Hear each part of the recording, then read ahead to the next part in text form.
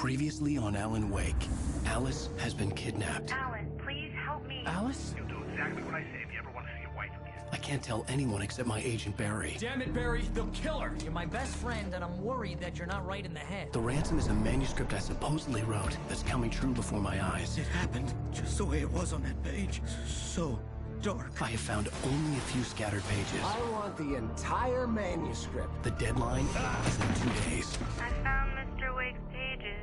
Good girl. How the hell did she get her hands on the manuscript anyway? I don't know. She's resourceful. I told you you were too hard on her. Listen, I found out all sorts of interesting stuff while I was digging around. Yeah. Mr. Wake, it's Sheriff Breaker. We have an FBI agent here, Agent Nightingale. FBI? He's anxious to see you. You'd better come to the station. Okay, I'll be right over, Sheriff. Let's make this quick, huh? Help you folks? Name's Randolph. I'm the manager. We're looking for Rose. Works as a waitress down at the diner? Rose, sure. Nice girl. Who wants to know? I'm Alan Wake. The writer, huh? I heard on the radio you were visiting. Well, I'll show you her trailer. That Rose, she's a nice girl. Always pays her rent on time. As I was saying, Al, I found all sorts of weird stuff from the local newspaper's archives. This place is crazy.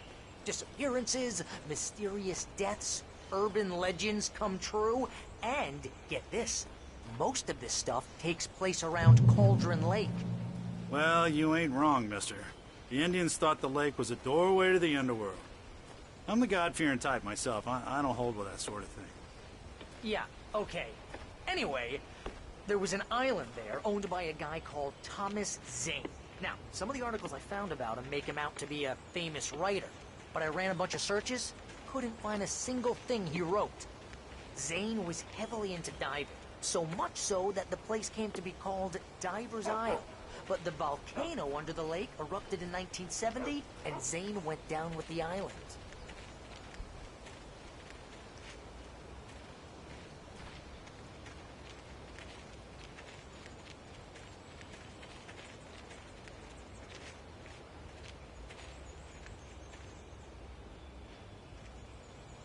It gets better. A local girl, Barbara Jagger, drowned in Cauldron Lake just a week earlier. They were lovers. Sure, Jagger's a local spook store. The Scratchin' Hag. Comes for you in the dark. Childish stuff like that. Anyway, Al, I'm just getting to the best part. All of the articles about this stuff were written by Cynthia Weaver. I asked around, and she's that crazy bag lady you met. What, the lamp lady? She can be a little loopy, but she's not homeless or anything. Yeah, anyway, she knew both Jagger and Zane before they both died, and she had some kind of a breakdown.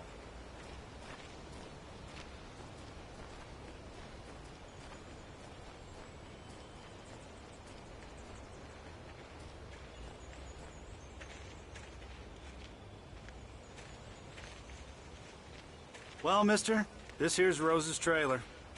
You mind me asking what you want with her? We're just here to talk to her, pal.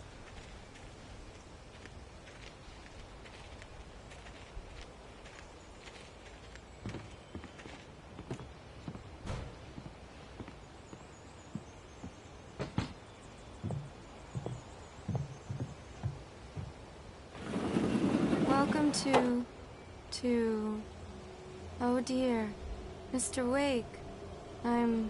I'm so glad you're here. Rose, you have my manuscript? Oh. Oh yes. Yes. Please, come in. Hey, this is really good. Rose, Yes, my manuscript. I really need it. I understand. I know what you need. A muse to inspire you. Oh, for Barry. She doesn't have anything. Yeah, hey, Al? Al, what's... Oh... Barry! What? What?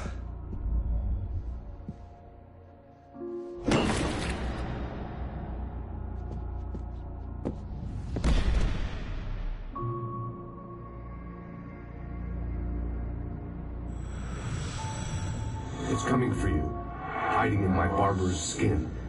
I'm too weak to stop it. You must turn the lights on.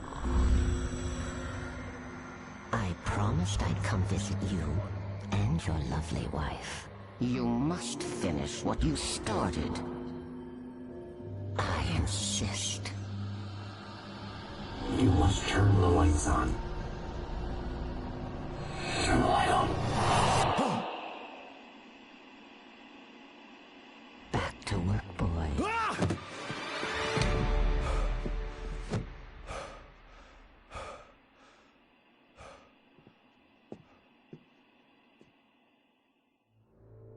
I felt nauseous, hungover. Only anger kept me going. I can't tell reality from dream anymore, but it seems I have an imaginary editor to help me. She's an old woman in a funeral dress. I call her Barbara Jagger. She's very strict. I'm writing faster and faster. My manuscript is being heavily revised. The edits are getting very aggressive, and each day there's less of me and more of her. I hate it, but I know she's right. She promises me I can save Alice this way. She knows more of this than I do. About the complex incantation I'm attempting. About this place. She's worked with another writer under similar circumstances, Thomas Zane. The genre of the story seems to be shifting. It's turning into a horror story. I'm getting close. I can feel it.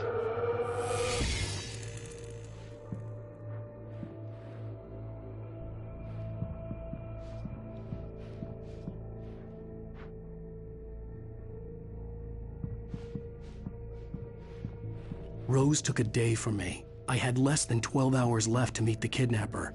All I could do was get Barry into the car, work something out once I got on the road. Welcome to the Oh Dear Diner. What can I get you today? Coffee? I couldn't work up much hate for Rose. Something had used her to get to me and left its mark. My gun and flashlight were gone. I'd have to find a way to get Barry into the car as quickly as possible. There was no time to waste. Mr. Randolph liked Rose. That little smile she had. How she was still sweet when life had tried so hard to make her bitter.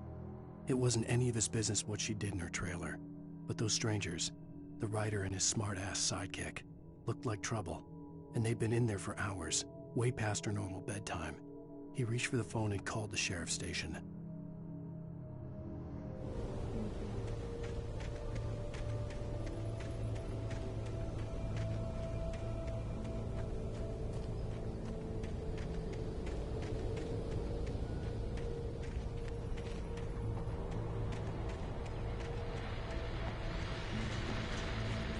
I just stepped outside to catch a breath of fresh air. Let me tell you, the weather's getting heavy. Nights like this make me especially glad I'm here talking to you and not home in bed. Once the weather takes a turn like this, I can't sleep at all. It's all tangled bed sheets and dark thoughts, punctuated by the occasional plunge into nightmare. Is it just me? Well, perhaps it is. But I hope I can make the night a little bit easier to get through. Caller, you're on KBF FM. Hey, hi, it's Walt Snyder. What's on your mind, Walt? Well, I am the way you are, but, well, I can't sleep either, you know? I just been staring out the window here, trying to make sense of it all, but, I ain't been drinking either, you know, I just... Well, you sound like a man with a problem, Walt. I had a,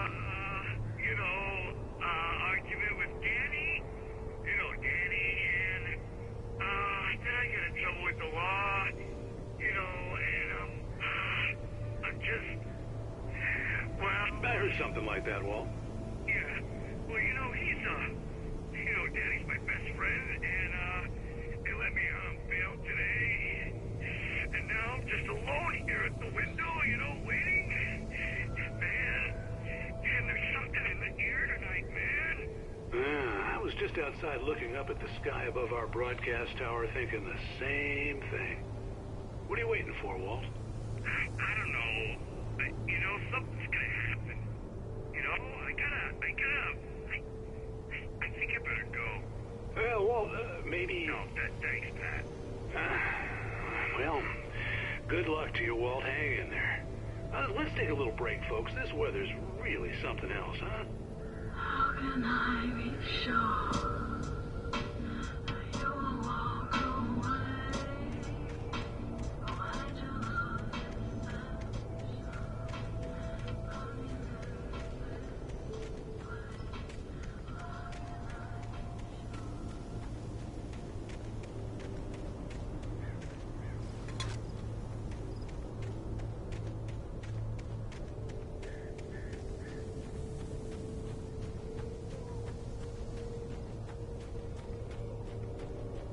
Oh, you're gonna get it now. God knows what you've done to that poor girl. This is Agent Nightingale, FBI! Get him up, Hemingway! You're under arrest! You move a muscle, I'll unload right in your goddamn face! Stay right where you are, Slane!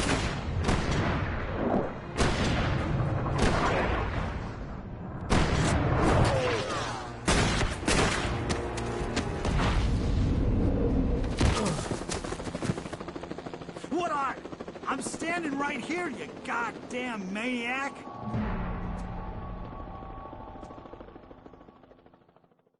I hated to leave Barry behind, but there was no way I'd miss my appointment with the kidnapper. Give it up, Mr. Wake! Come on! Make it easy on us! Don't let him get away! Move it! Move it! Move it! Let him get away!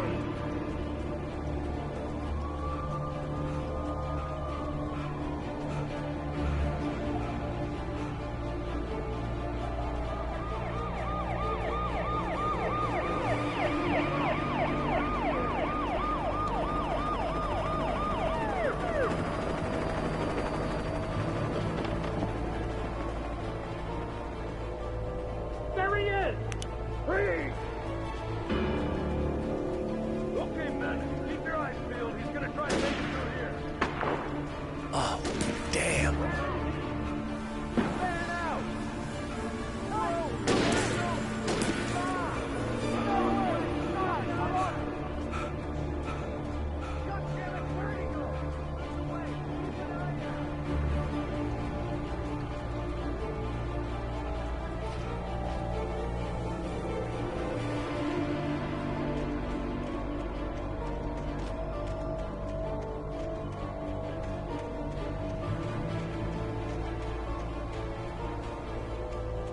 He's gone!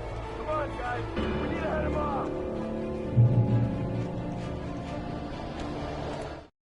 For decades, the darkness that wore Barbara Jagger's skin slept fitfully in the dark place that was its home and prison. It was hungry and in pain. It dreamed of its nights of glory when the poet's writing had called it from the depths and given it a brief, terrible taste of power and freedom. The rock stars had stirred it from the deep sleep the poet had sunk it back to in the end. When it sensed the rider on the ferry, it opened its eyes.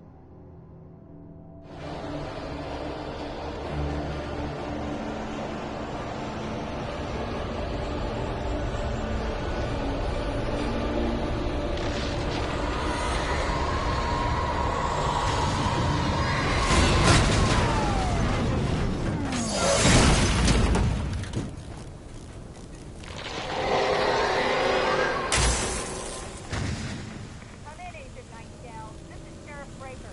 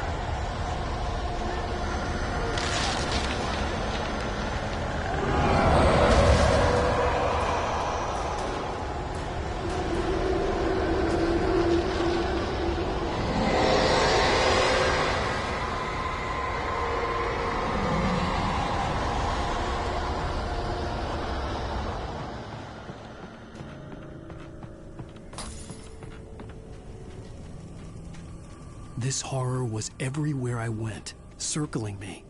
The cops didn't stand a chance. They were after a writer, not a monster. I've lost contact with most of the men you assigned to me. It's Wake's doing. Wait, are you seriously telling me that geek writer just took out my deputies? Are you kidding? I mean, have you seen this guy? He wears a tweed jacket. Over. He's the guy we're chasing. If it's not him, who then? Bigfoot? Over.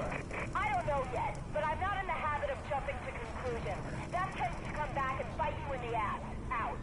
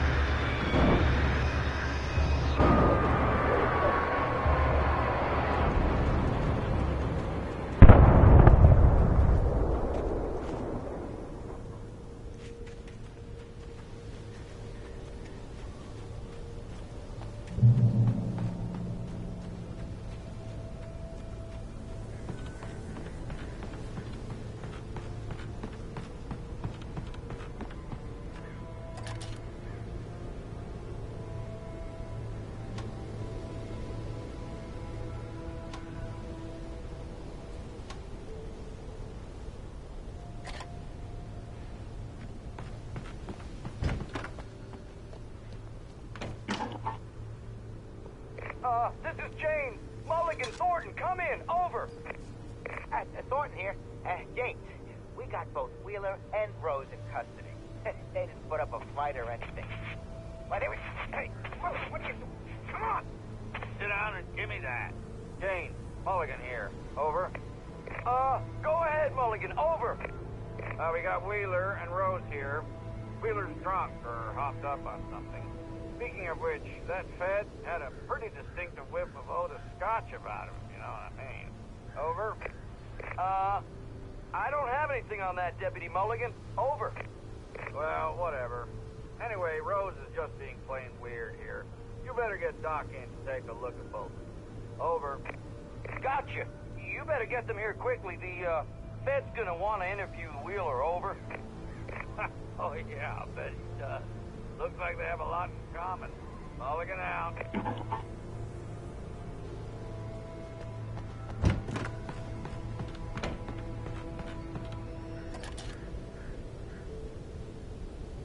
I could see the lights of the radio station in the distance.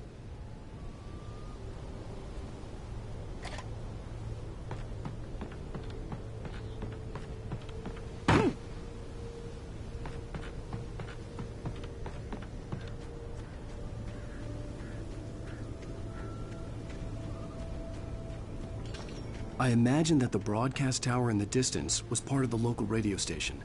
Maine seemed like a decent guy. Perhaps he could give me directions to the coal mine.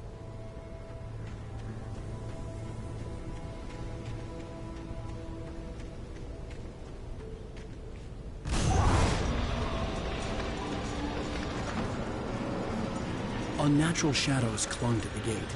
The darkness that was after me was trying to stop me. I wouldn't get through without a light.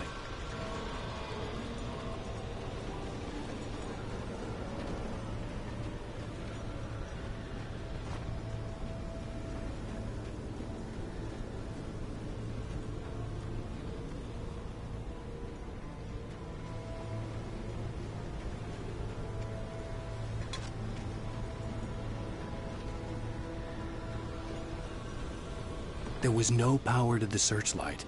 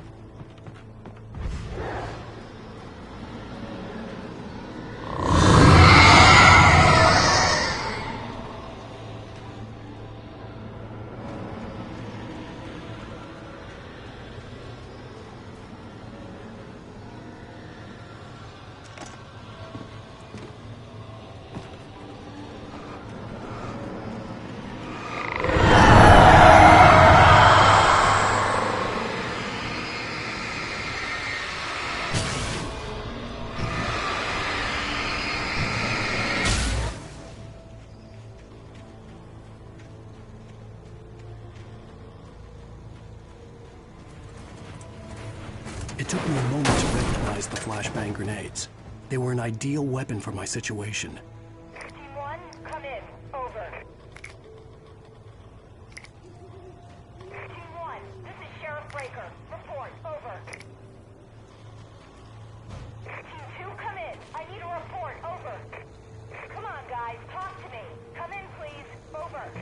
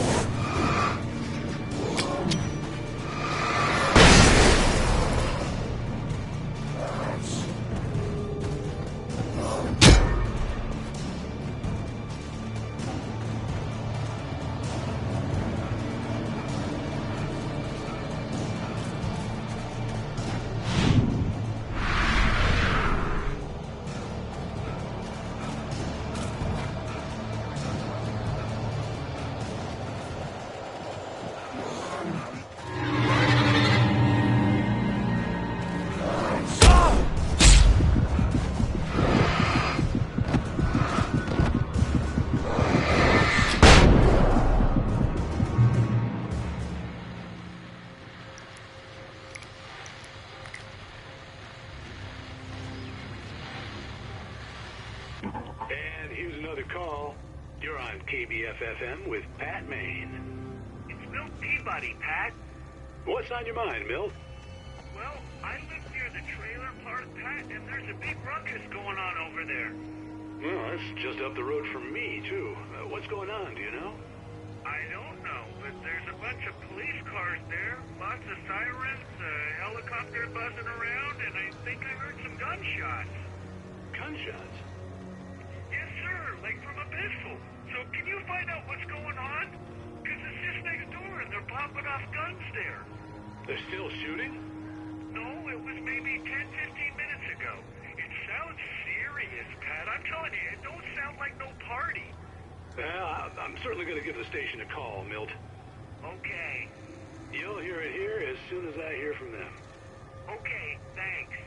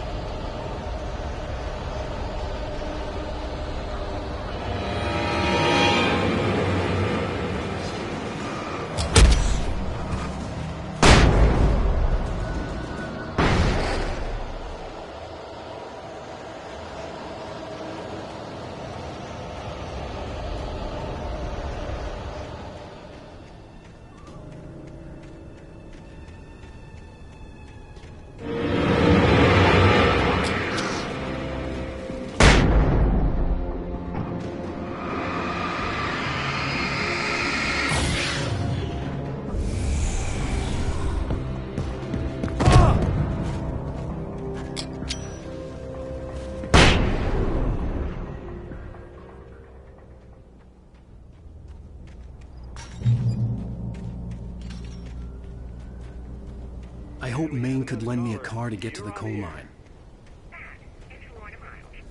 Oh, hello, Lorna. What do you have for us?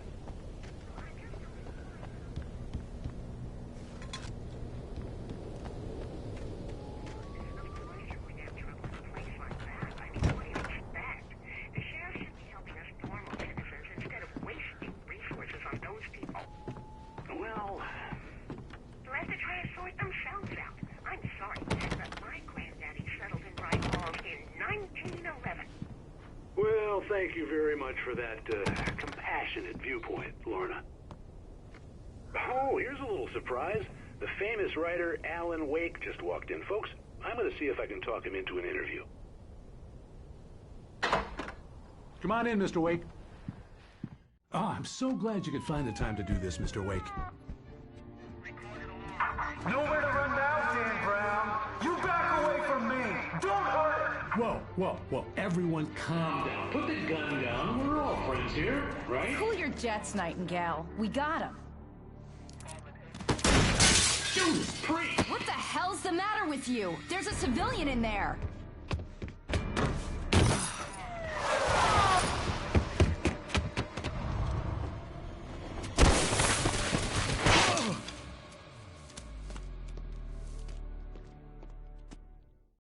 I'll get you yet, even if it kills me. You hear me?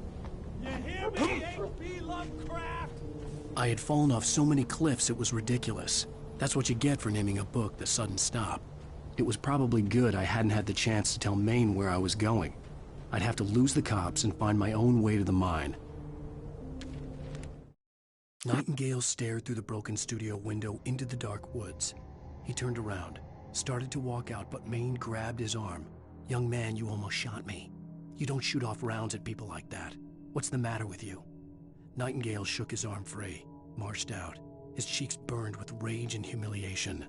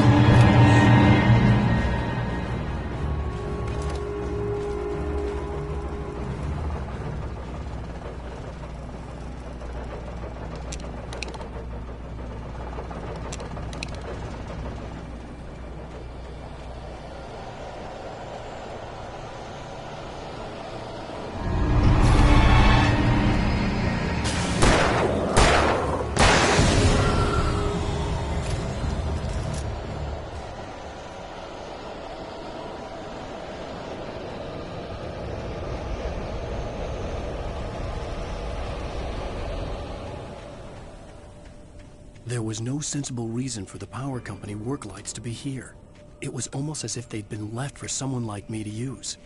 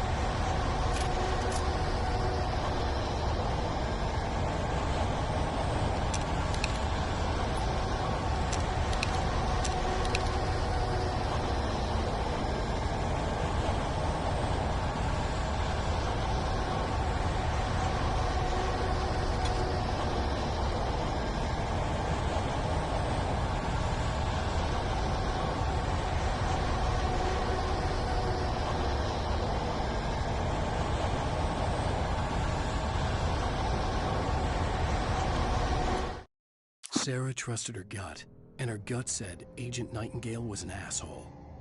He felt wrong, and it wasn't just the smell of stale booze. It was in the way he flashed his badge, pulled rank, the look in his eyes when he wanted answers. Where was Alan Wake? What was this about an accident? Where was his wife? And most importantly, why did she let Wake go? He wouldn't answer her questions. Federal business was all he'd say.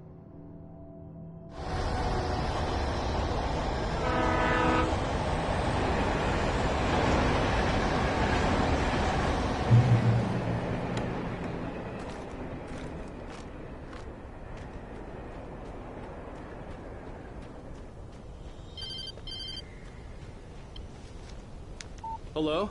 The most stubborn man I've ever met. Alice? Alice? Alan, I'm so afraid. He keeps me in the dark. Please help me. I look at you, Alan, and it's not you. Something else. Looking out from behind your eyes. Alice, I'm here. I'm so alone here. It's all gonna go to hell. You need to be careful. Cooperate. The connection had been terrible, but that wasn't the only thing that hadn't been right with the call. She sounded wrong somehow, but she had called me.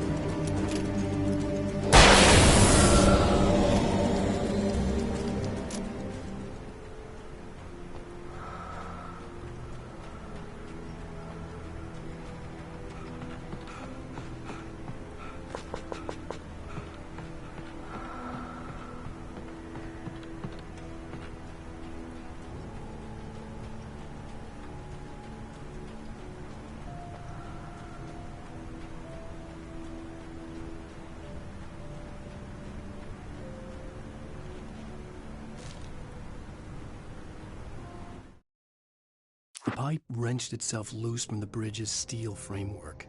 Wrapped in darkness, it floated in midair, twitching. For a moment, I didn't understand what I was looking at. The heavy object lurched at me with impossible force. I threw myself out of the way, but just barely. When I turned my flashlight on it, it shook in a dark rage before it flew at me again. I could see a railway bridge up ahead, and a warehouse of some sort on the opposite shore. I hoped I could find a car from there.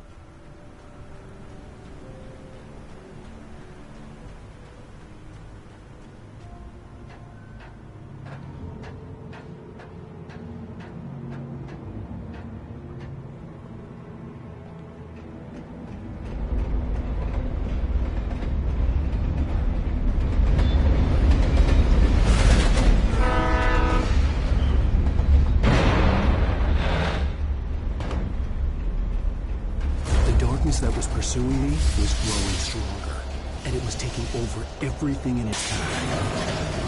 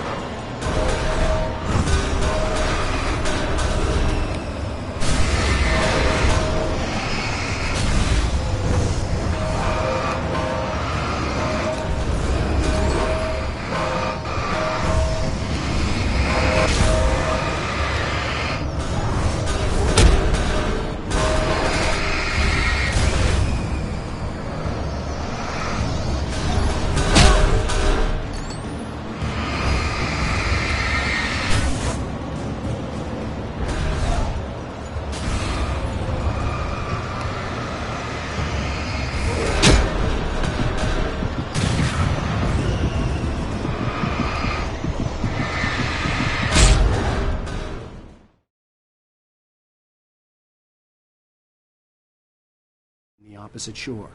I hoped I could find a car from there.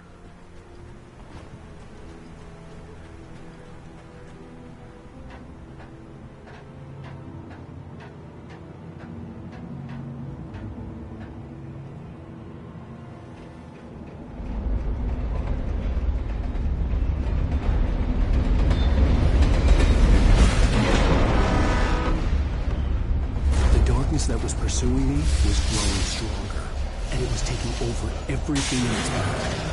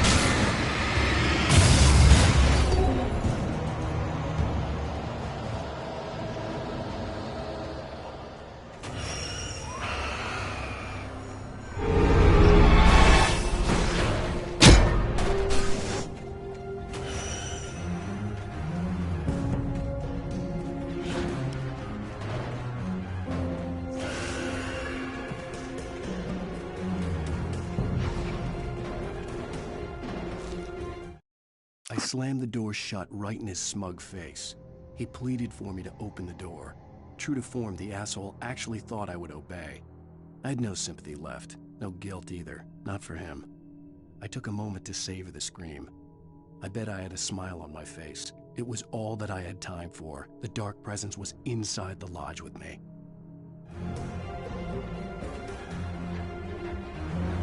As a teenager, just starting to get interested in writing, Stephen King had been a source of inspiration to me. I thought about all the inanimate objects that had come to life in his books.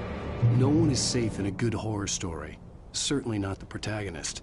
That's what makes them fun. This was anything but. The darkness could possess anything, and it was getting closer.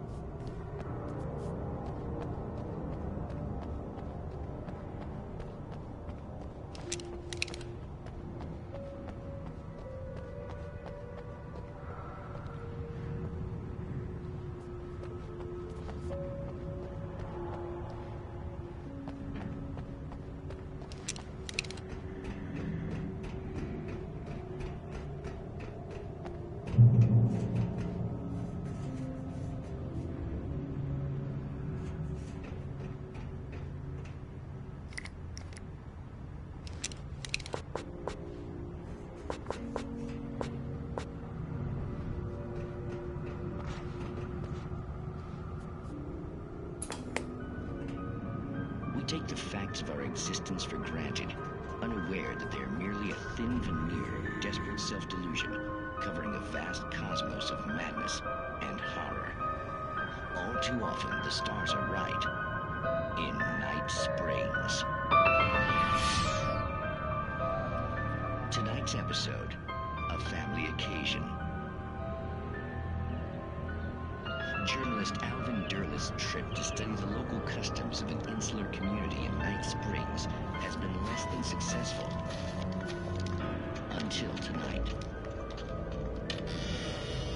Well, I'm glad you changed your minds about this. Ancient customs, local mythology. My editor loves this kind of stuff. Well, Mr. Derleth, we don't want to feel like we're on exhibition. But you have demonstrated the seriousness of your intent. Oh, I am serious. Really, just do your thing. I'll stay out of your way and observe. Actually, I thought you could assist us. I'm afraid we are a man short. It would provide you with an intimate perspective. Could I really? Of course, Mr. Derleth. Well, I guess that's the least I... What would I have to do? Oh, here. Let me show you with a kiss.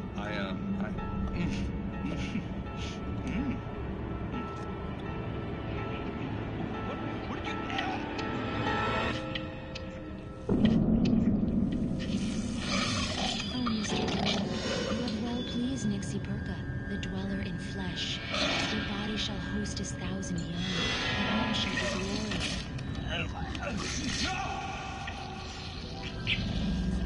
Shh, darling. Be calm. Shh. Alvin Derleth learned a harsh lesson. If you go looking for mythology, it may come looking for you. And such quests always bear fruit. Springs.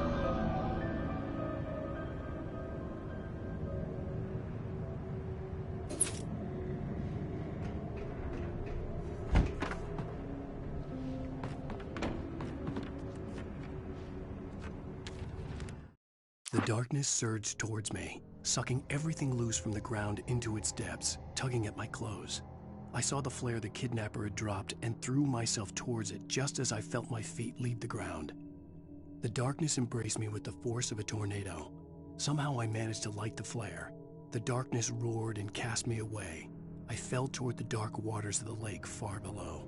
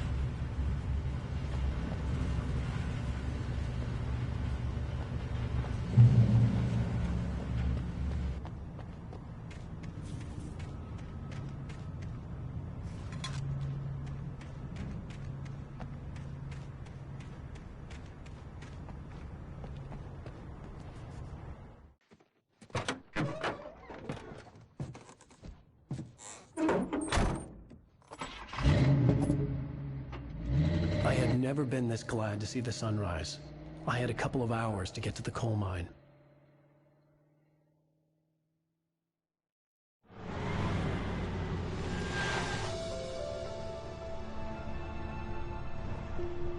The coal mine wasn't far now.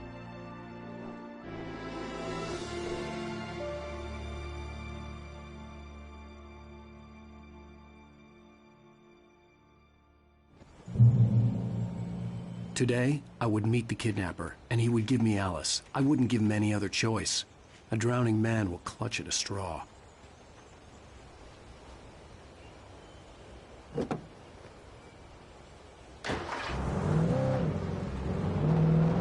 Little by little, without realizing it, I'd come to believe that the story in the manuscript was coming true. The current of its narrative had taken me deeper and deeper into dark waters. Alice had been taken from me. Barry was probably in jail. I was a fugitive from the FBI. The whole world taken over by the dark presence was trying to destroy me. It all felt real, but it matched a textbook case of insanity.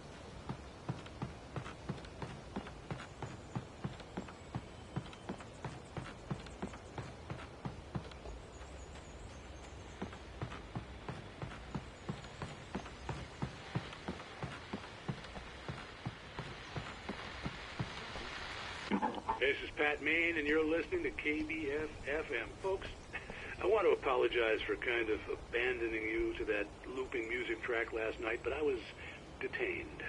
You see, I encountered a big-shot G-man with an itchy trigger finger who could use a lesson in manners and a boot in the ass. Not necessarily in that order, either. Now, folks, I know I'm not being very informative here, and I apologize for that. I really should just keep quiet, but I'm just so peeved right now, because some people just shouldn't be carrying badges. And I'm just glad that our Sheriff Breaker was there to straighten things out.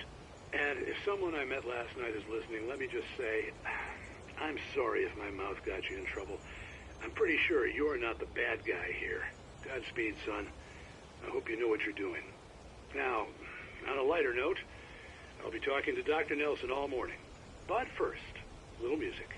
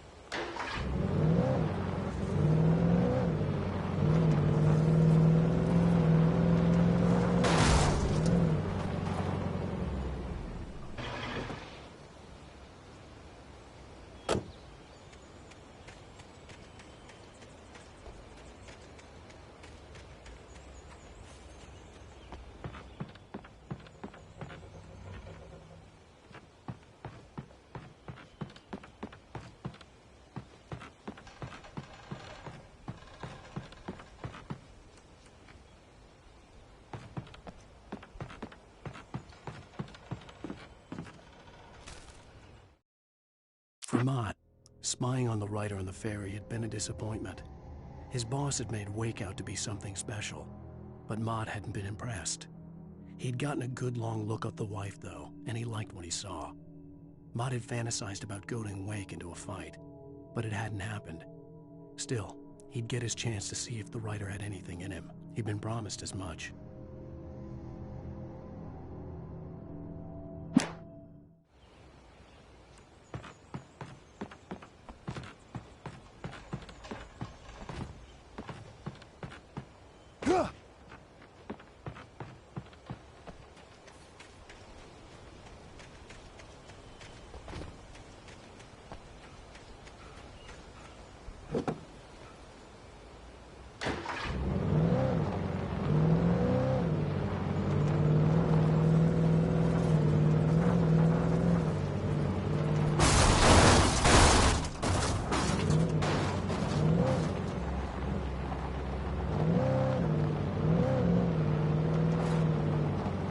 I was early. I was supposed to meet the kidnapper at noon in the main building. The coal mine was quiet. It was a museum now.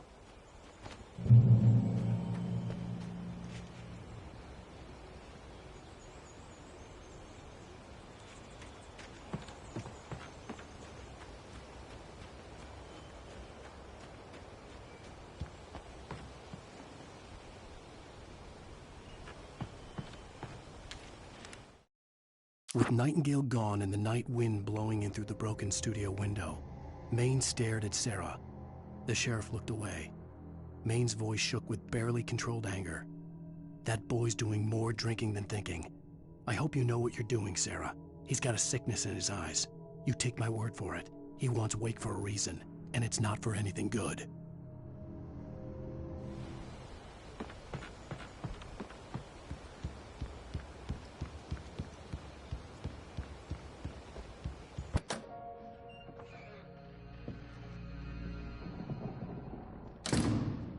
I didn't want to go outside. Cops had to be looking for me. The noon sun turned the place into a sauna. The day dragged on. Different scenarios ran through my mind. Ways of how I'd torture the kidnapper to get Alice back. Or the different horrible things he could have done to her. I imagined her dead. I had no way of knowing she was still alive. It was killing me. I was running on blind hope. It was all a waste of time. The bastard never showed up.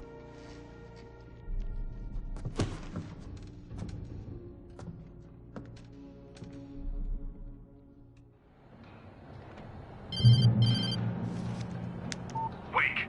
Where the hell are you? Change of plans. You know where Mirror Peak is? It's a big mountain north of where you are. You follow the path from the mine, you can't miss it. There's a lookout point there. I'll be waiting. I'm through being jerked around by you. You want to see your wife alive? Because if you do, you better watch what you say to me. Do we understand each other? I want to talk to Alice. Yeah, and I want the manuscript. Don't keep me waiting, Wake. Hello? Hello! Ah! I'm gonna kill him! I had to get to Mirror Peak.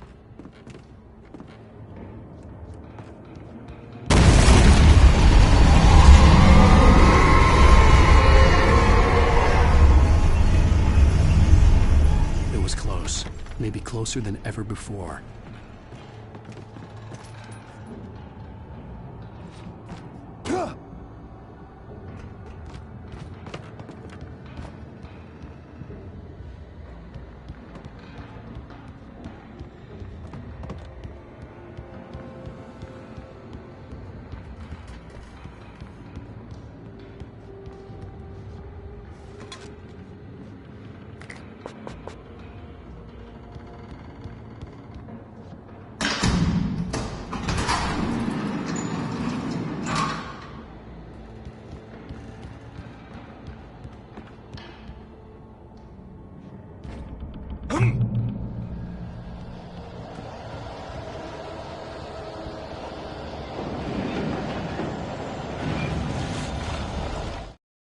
When Thomas Zane fell for Barbara Jagger, it happened fast. She was young, vibrant, and beautiful, full of life. He had never been a very happy man, And without any seeming effort, she had changed all that. Zane felt good for the first time in his life. Everything she did was another piece of a jigsaw puzzle he hadn't even known he'd been missing. And best of all, she made the words flow, strong and sharp. She was his muse.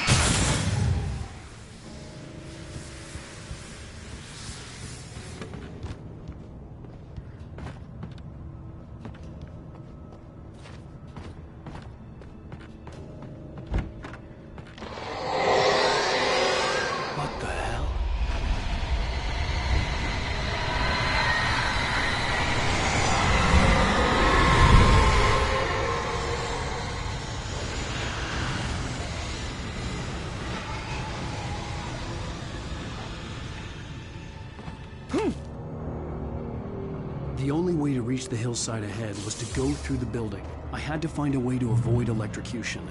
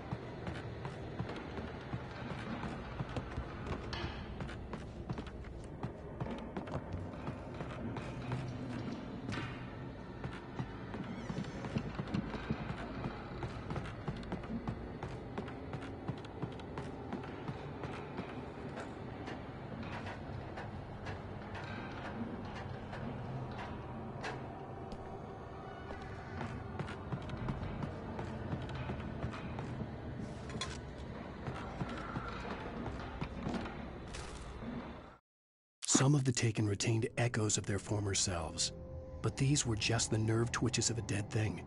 Nothing remained but a shell covered and filled with darkness. In most cases, these puppets were enough for the purposes of the dark presence. But for anything more elaborate, as with the writer, it was different. It needed his mind. And so rather than taking him over completely, it merely touched him.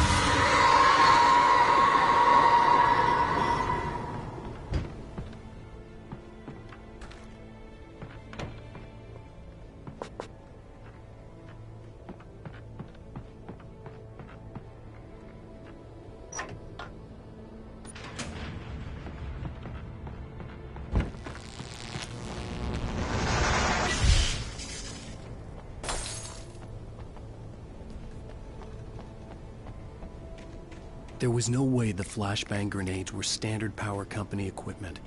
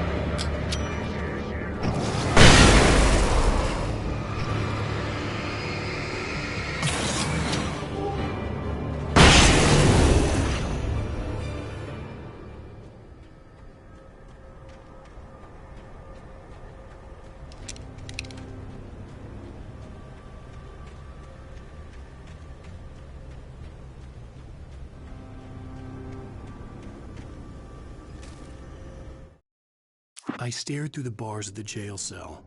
Barry stood behind me, swaying on his feet, looking as ill as I felt. Agent Nightingale stood on the other side of the bars with Sheriff Breaker. Nightingale had a stack of manuscript pages in his hand. He seemed unhinged as he gloated. "Well, I've got you now, Raymond Chandler. It's all here. All the evidence, including conspiracy to murder a federal agent."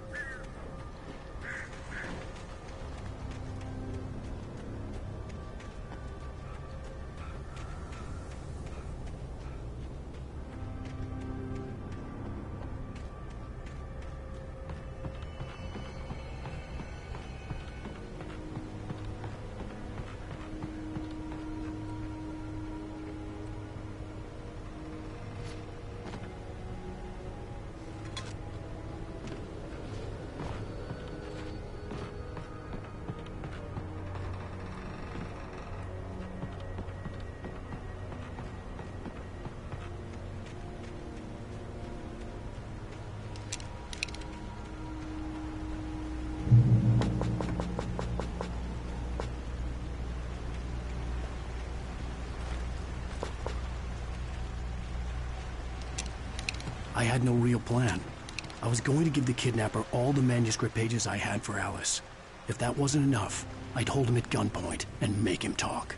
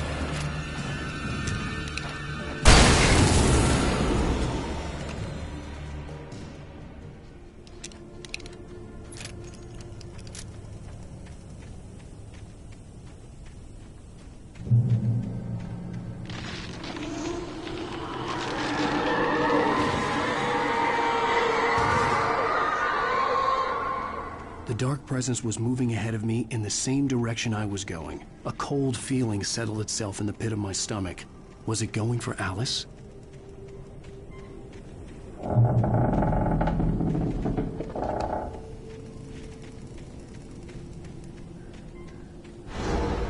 graveyard shift may cause cancer.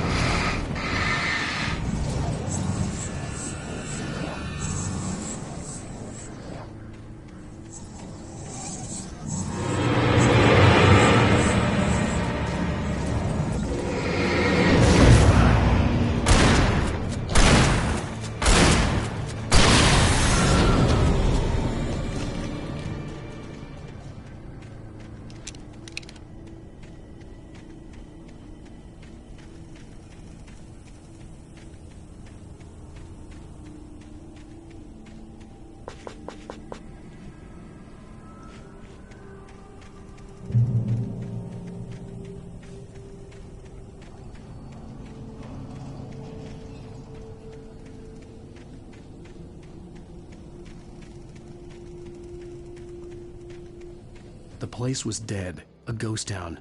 Had been for decades, maybe a century.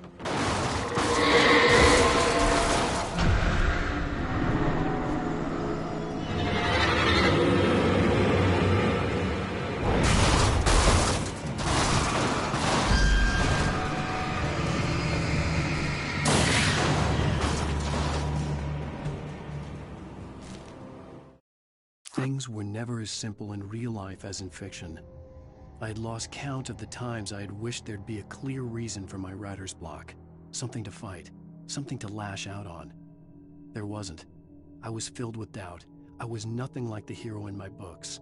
Alex Casey had gone through his life with single-minded determination, never wavering from his goal. Even now, I was angry at myself, angry at Alice, angry at Barry. I was fumbling and I had no plan.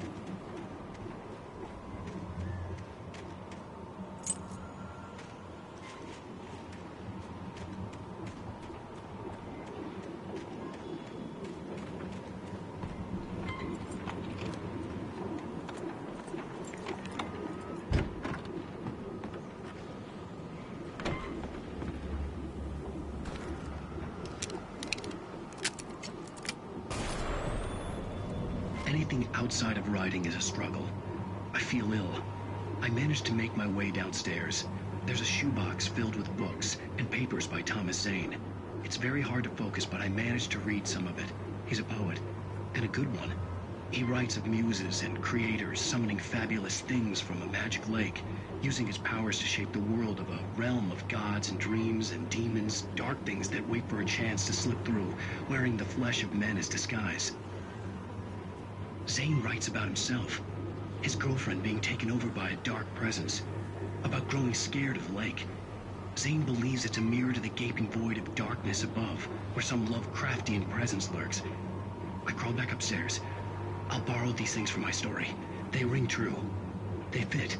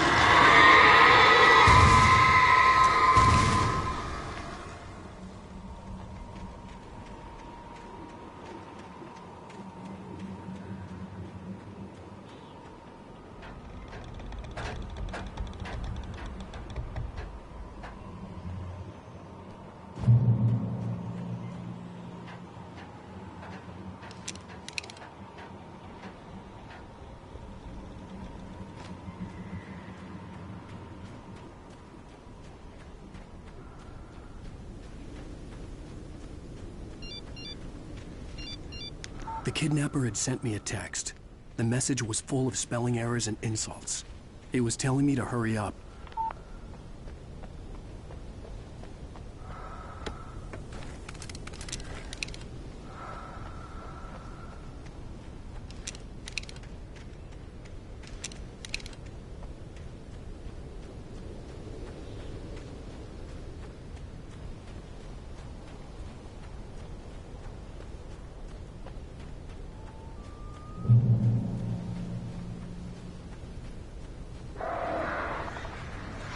Birds.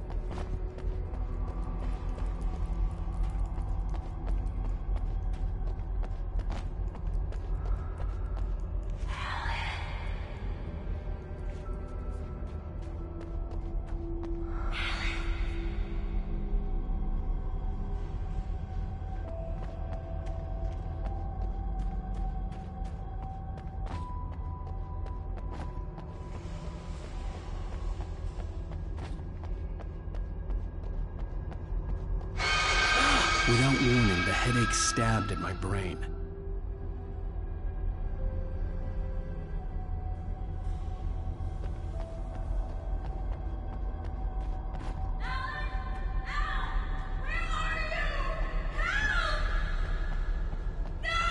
Alan? Alice?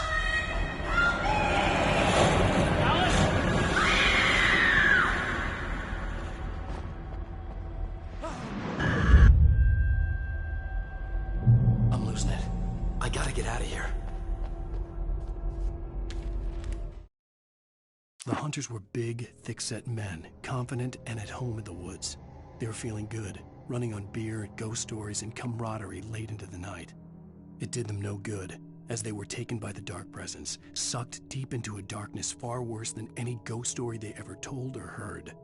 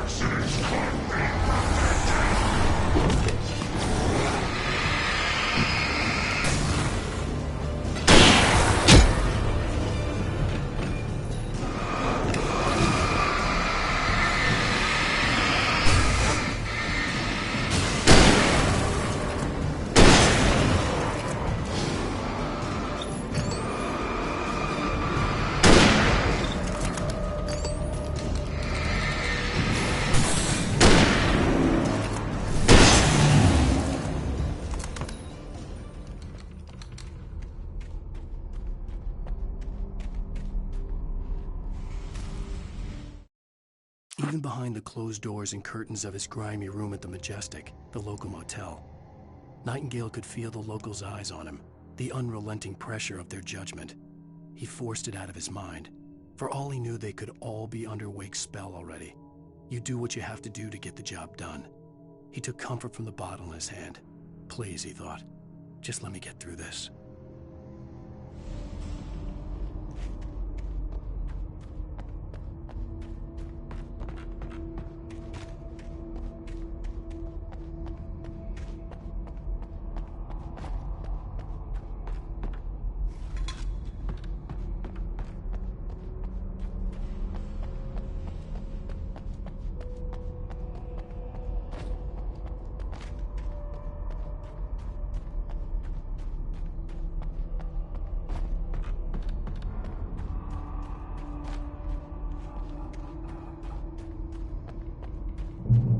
I'd have to make my way up this mineshaft in order to go on.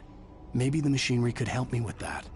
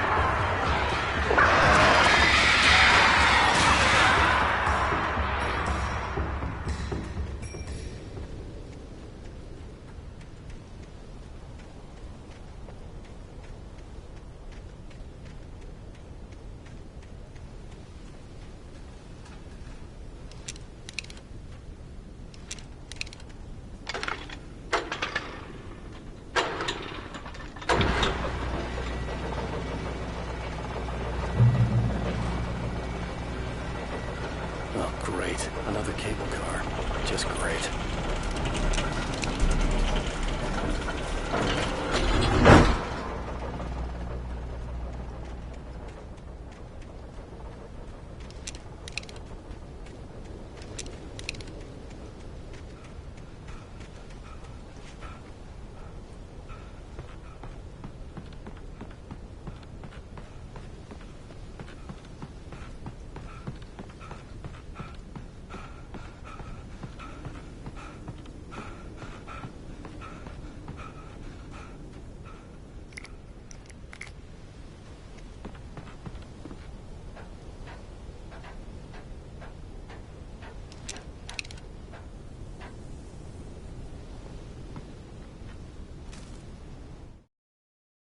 Lightning flashed behind the windows of Cauldron Lake Lodge.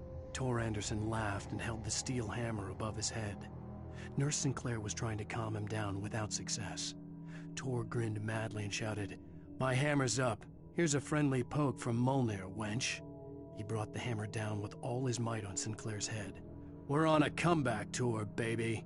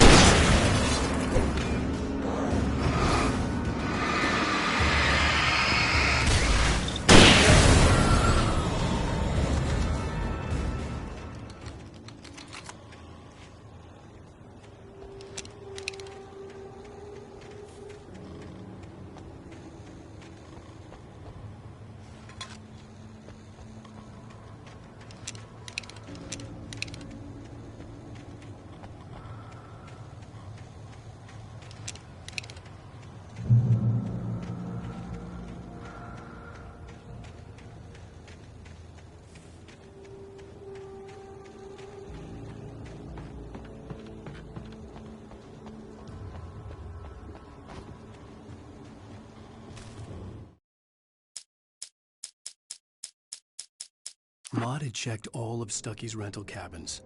There had been no sign of the Wakes. It was dark when he'd found their car parked at the end of the road by Cauldron Lake. It made no sense. They must have taken a wrong turn, but there was no sign of them, and the car had been there for hours already. Frustrated, Mott stood on the rotten ruin of the footbridge that had once led to Diver's Isle before it sank beneath the waves years ago. The boss wouldn't be happy.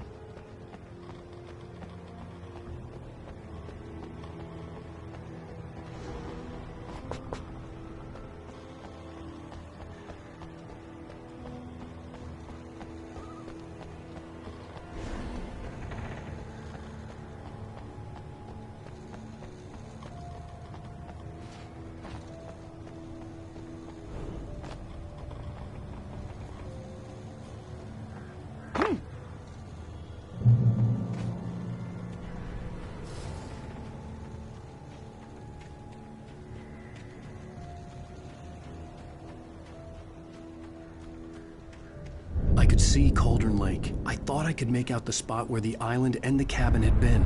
There was a light near it. It had to be a boat.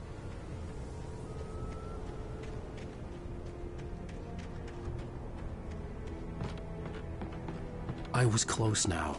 I tried to hold on to Alice, but her form melted away. I was losing control. Dr. Hartman stood in her place. I wanted to hit him, but my arms were jelly. He smiled. It was a reassuring smile, and I hated him for it. I had to give you a sedative. Don't fight it. You went through another rough period. Right now, it's very important that you stay calm. We don't want you to have another episode. You're a patient at my clinic. Have been for a while now. Get there fast. I dreaded what I would find.